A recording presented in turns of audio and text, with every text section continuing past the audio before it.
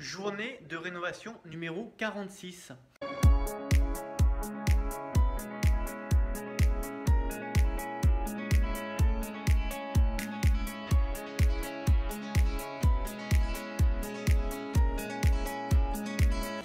Et bah aujourd'hui en fait je me suis attaqué au fait de visser mon plancher. Alors en fait visser mon plancher, j'ai commencé par démonter la première rangée. C'est-à-dire qu'en fait la première rangée, si tu veux, je l'avais posée, mais c'était surtout pour me guider pour les suivantes. Et j'avais pas mis mon isolant en dessous et j'avais pas mis cette fameuse bande de désolidarisation entre les chevrons et les plaques de contreplaqué. Donc j'ai démonté ça, j'ai mis mon isolant en dessous.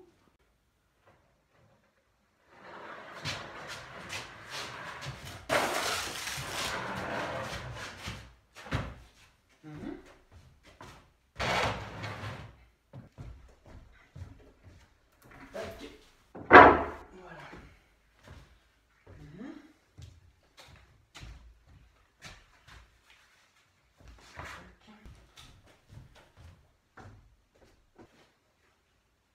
Hop là.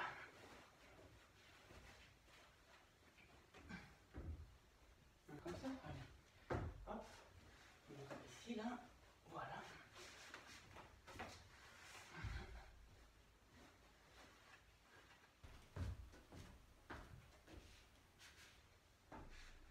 Tac.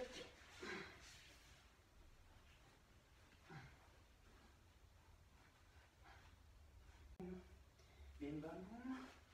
Voilà. Je me suis occupé de poser le contreplaqué pour la partie cuisine. 18. Il faut que je recoupe 18.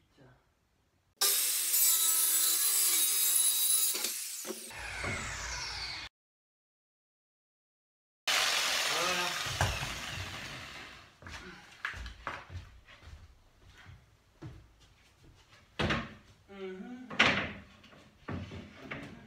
Ah merde, c'est pas assez?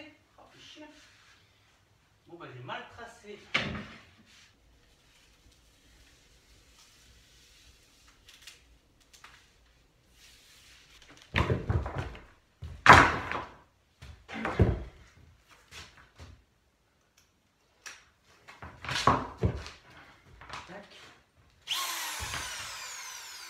Alors ce que je vais utiliser pour fixer mon plancher, ça va être une visseuse à placo.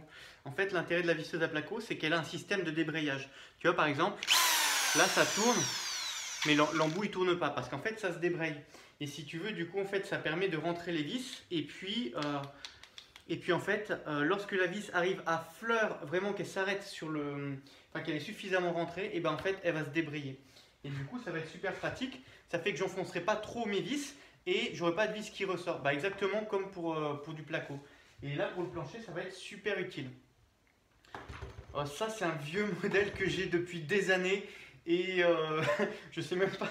Non, il n'y a même plus de référence. Mais je te mets un lien de l'équivalent si tu veux. C'est super machine. En plus de ça, ça a une grande puissance qui fait que ça commence tout de suite à emmancher la vis. Ça démarre pas doucement comme une visseuse. Et par rapport à ça, bah, c'est super adapté et c'est vraiment un gain de temps d'utiliser ce genre de machine. Alors il y a aussi d'autres modèles qui m'ont été conseillés, des modèles plus récents où tu as carrément les bandes de vis qui se mettent automatiquement. Mais le problème, c'est que pour les bandes de vis, en fait, c'est pas tu récupères la bande et puis tu peux remettre les vis de ton choix. Non, tu es obligé de racheter les bandes de vis spécifiques. Et ça vaut bien plus cher que les vis classiques. Et par rapport à ça, moi je suis un petit peu contre ce genre de machine dans le sens où on m'impose une solution. Et moi je suis un peu anti ça. C'est un peu comme les cartouches d'encre d'imprimante, tu vois. On t'impose d'acheter la cartouche qui va avec telle imprimante et qui vaut beaucoup plus cher que de l'encre classique. Et bien ça j'évite en fait. Je veux vraiment rester indépendant et pouvoir choisir si je veux acheter telle marque de vis ou telle marque de vis. Voilà, et par rapport à ça, ouais, j'aime bien ce genre de visseuse pour faire les planchers et puis pour faire le placo.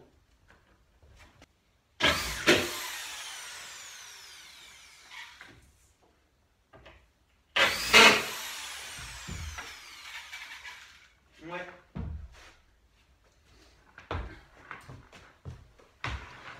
Et en plus de ça, tu vois, ici tu peux tourner et puis tu vas régler la profondeur d'enfoncement que tu veux, où est-ce que tu veux que ta visseuse se débraye.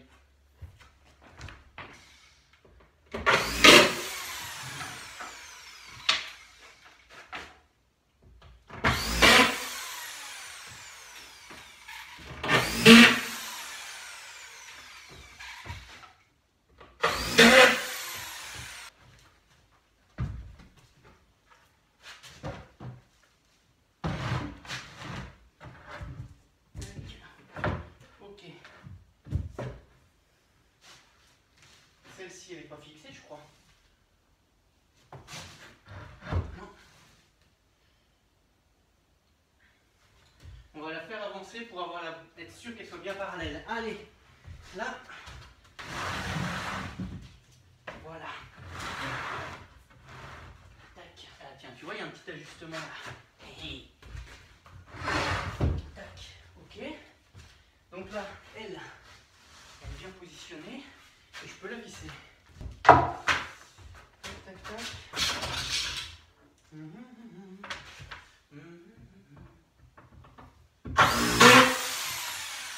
Là.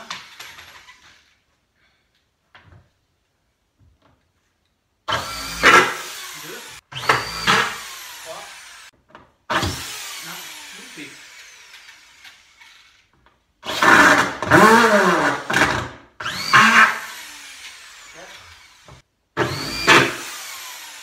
6. 2. Voilà. Ah non. Non, c'était bon. Il n'y a pas de vis, c'était bon.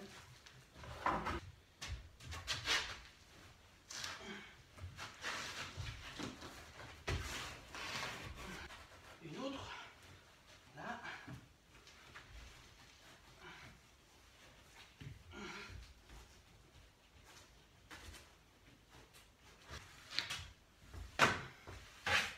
Là.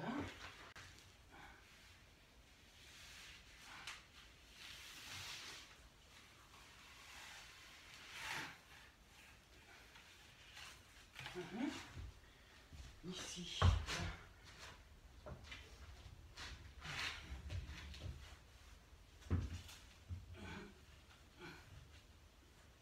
Ok.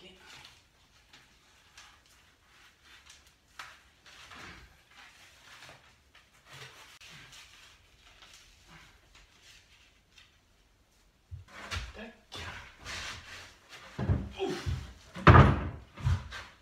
Là. Ok.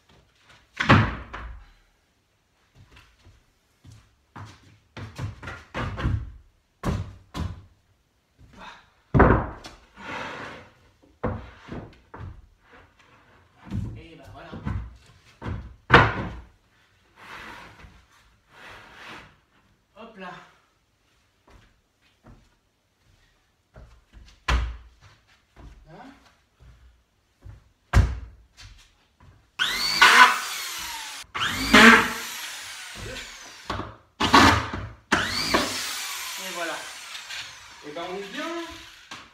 C'est cool ça. Ok. Là. Hop. Non, j'y arrive pas. Là, voilà. Tac. Voilà. Ah. Là.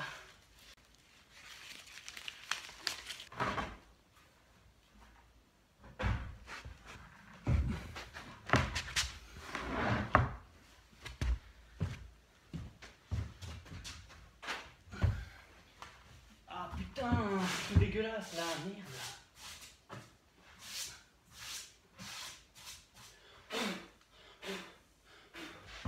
Là. Voilà.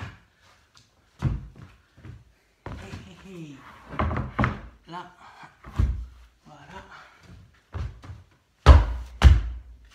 Là. Tac.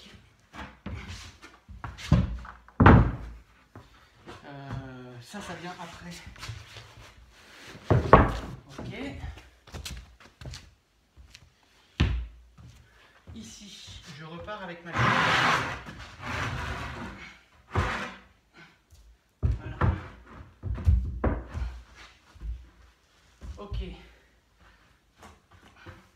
Je repars avec ma chute. Et donc là, je suis à 5 cm exactement comme l'autre. On y va.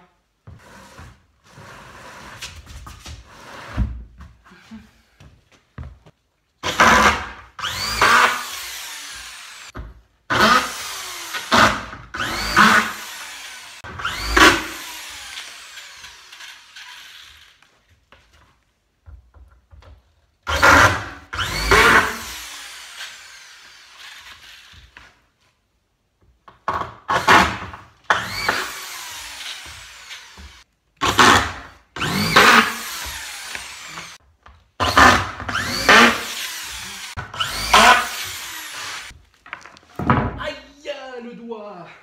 Ah, oh, oh, oh. Ça fait mal.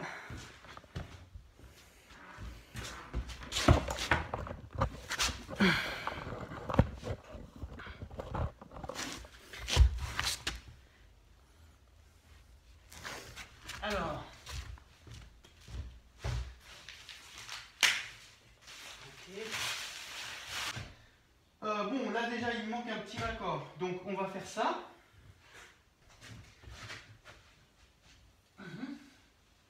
Là. Là.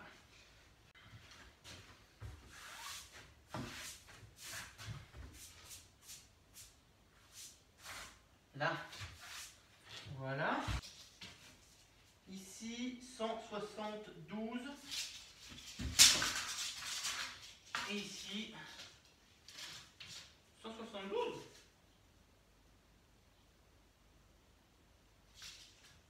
172.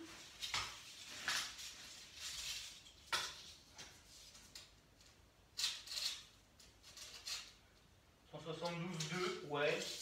Allez, on va couper 172. C'est pas 2 mm qui vont.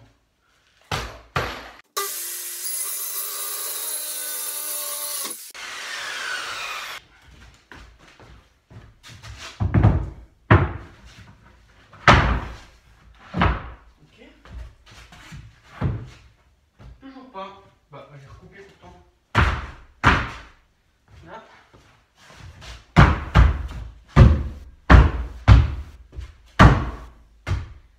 Là.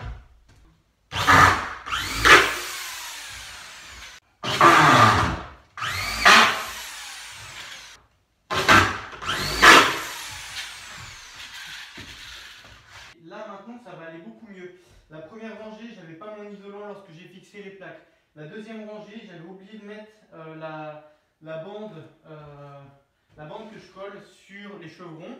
Mais là maintenant, ça va aller beaucoup mieux. Donc là en fait, j'ai juste un petit trou à combler et puis après, voilà, hop, je mets ma chute là, je décale les plaques et je visse. J'ai plus besoin de démonter, ça va aller beaucoup plus vite.